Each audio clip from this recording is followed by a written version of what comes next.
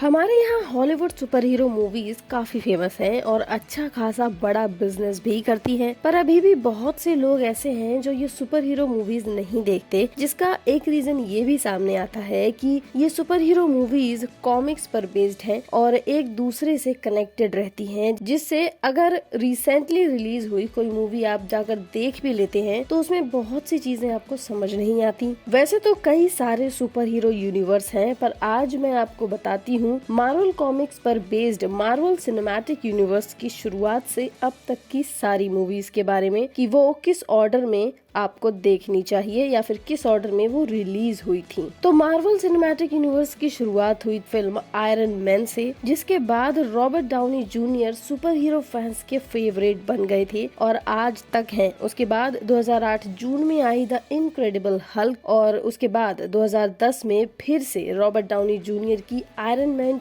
2 देखने को मिली। Iron man 2 के बाद हमें 2011 में देखने को मिली थॉर की ओरिजिन मूवी और इसी साल देखने को मिली Captain America the First Avenger. इन 5 में से 4 मूवीज इन super hero Iron Man, Hulk, Thor और कैप्टन अमेरिका की ओरिजिन मूवीज थी। और फिर साल 2012 में देखने को मिली द एवेंजर। इसमें सारे सुपर हीरोज एक साथ पहली बार देखने को मिले, पर इसमें इनक्रेडिबल हल्क को प्ले करने वाले एक्टर को बदल दिया गया था। साथ ही इस फिल्म में नजर आए ब्लैक विडो और हॉकाय, जिनको और भी अच्छे से दिखाया गया क्योंकि इनकी ओरिजिन मूवी तब तक आई नहीं थी। ये सारी मूवीज मार्वल के फेज 1 में आती है। फेज 2 की शुरुआत हुई 2013 में आयरन मैन 3 से और उसके बाद थॉर की दूसरी movie I Thor the dark world. उसके बाद साल 2014 में आई कैप्टन अमेरिका की दूसरी movie captain America the winter soldier और इसी के साथ एक और origin movie guardians of the Galaxy हमें देखने को मिली। और इसके एक साल बाद 2015 में देखने को मिली एवेंजर्स की दूसरी movie Avengers age of Ultron और इसी साल में हमें देखने को मिली एंटमैन की ओरिजिन मूवी और इस मूवी के साथ मार्वल का फेज 2 हुआ पूरा। फिर साल 2016 मई में शुरू हुआ मार्वल सिनेमैटिक यूनिवर्स का फेज 3, जिसमें पहली फिल्म आई कैप्टन अमेरिका सिविल वॉर। ये मूवी भले ही कैप्टन अमेरिका के नाम पर थी, पर इसमें सारे के सारे सुपर हीरोज नजर आए और इसने एवेंजर्स वाली फील दी। उसके बाद आई डॉक्टर स्ट्रेंज की ओरिजिन मूवी, जिसने लोगों को धमाकेदार मैजिक दिखाया। और फिर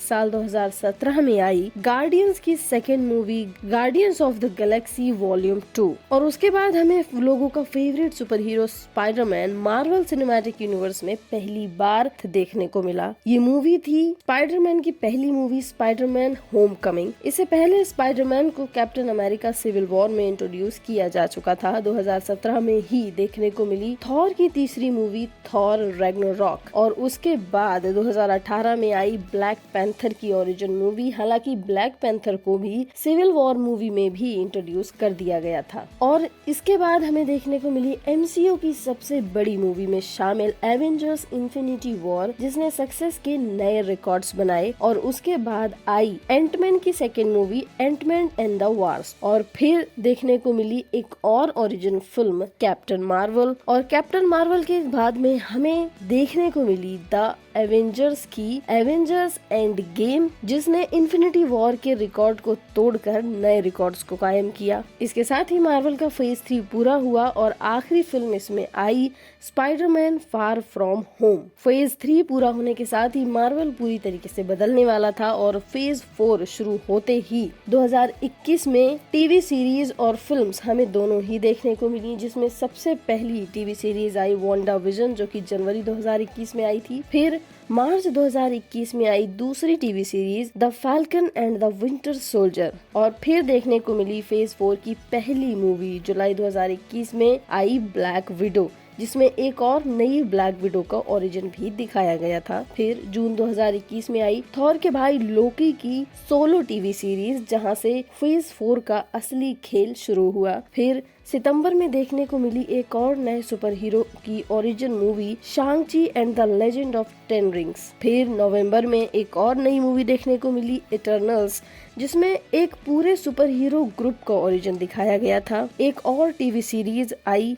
हॉकाई, जिसमें हॉकाई के साथ एक फीमेल हॉकाई को इंट्रोड्यूस किया गया। और उसके बाद मार्वल की सबसे ज्यादा बड़ी फिल्म देखने को मिली स्पाइडरमैन नो वे होम, जिसमें हमें पुराने 2 स्पाइडरमैन भी देखने को मिले। और अगर आप उन्हें नहीं जानते हैं तो उसके लिए आपको सबसे पहले टोबी मैगवायर की स्पाइडरमैन 1, 2 और 3 देखनी होगी, जो लोगों की सबसे ज्यादा फेवरेट रही थी। ये मूवीज 2002, 2004 और 2007 में आई थी।